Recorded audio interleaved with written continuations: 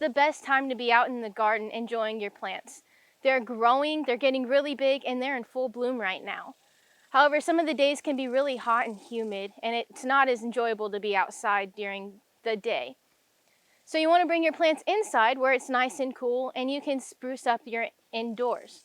So you could bring in a vase of cut flowers so you get the enjoyment of your blooms inside, but those won't last you very long. Pressed flowers, on the other hand, will be able to last all year long.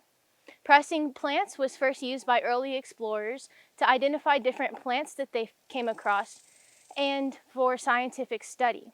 I remember in my high school botany class, one of our assignments was to gather a bunch of different leaves from trees so we can make a little book and identify the trees that were in our area.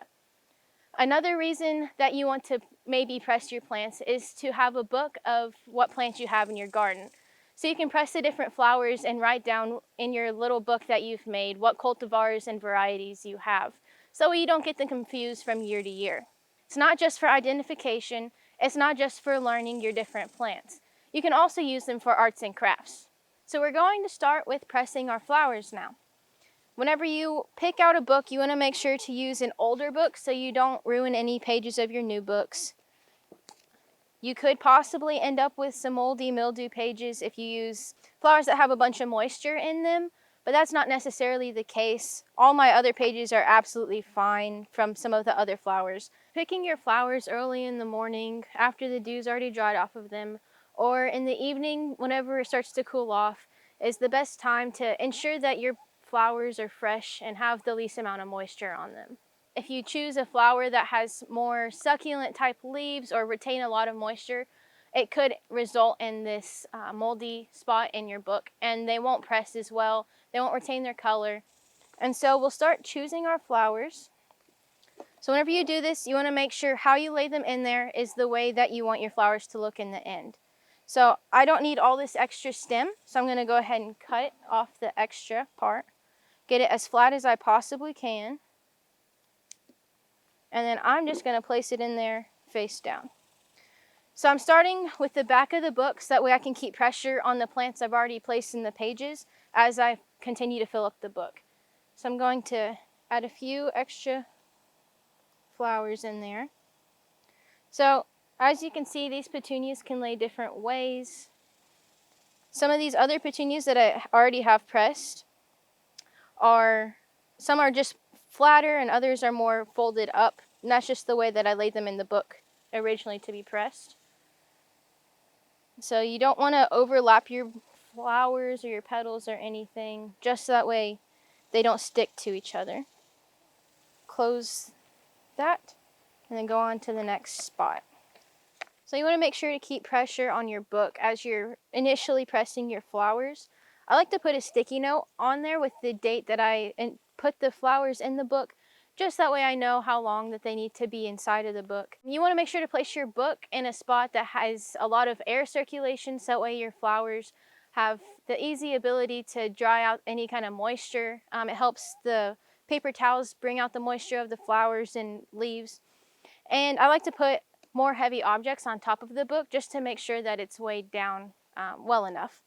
So once you have your flowers pressed, you want to keep them in the book for about 2 weeks at the minimum. So at 2 weeks, they'll just about be ready to pull out and use for crafts. I like to leave them in there longer if I can.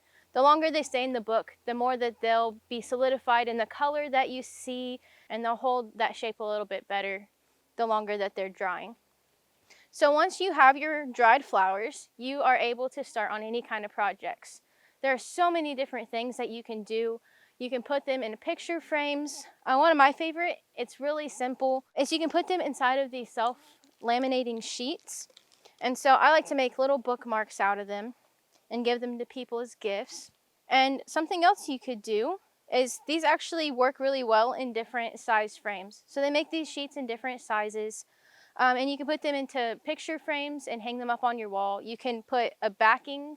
You can put some paper inside of this. I'd use a plain colored paper so that way the flowers really stand out. Another option is using some kind of epoxy resin to preserve your flowers. So my favorite project that I've done so far with this is using this coaster mold. This is just a silicone mold that I bought on the internet. It takes a few days for this to actually solidify. I use this mold and put my flowers in there, and you want to make sure to follow the directions on the epoxy resin so that way you have it completely done right and it'll set up perfectly for you. And you can pull those out and begin using them. You can also use whatever kind of molds you want. For these little flowers, I just found some molds at the store, and you can just put your flower in there with some resin and you get all kinds of cool shapes. And then also these ones, they're also some of my favorites just because it gives it a 3D look. This is a great project to do if you want to get out of the heat and be indoors. You can press them now and save them for later for the winter time if you want to do any projects then. With a little bit of patience and time, you'll be swimming in pressed flower art.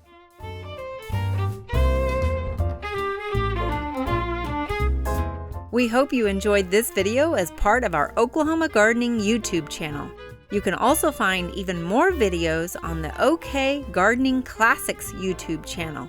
And join us on social media for great gardening tips, photos, and discussion.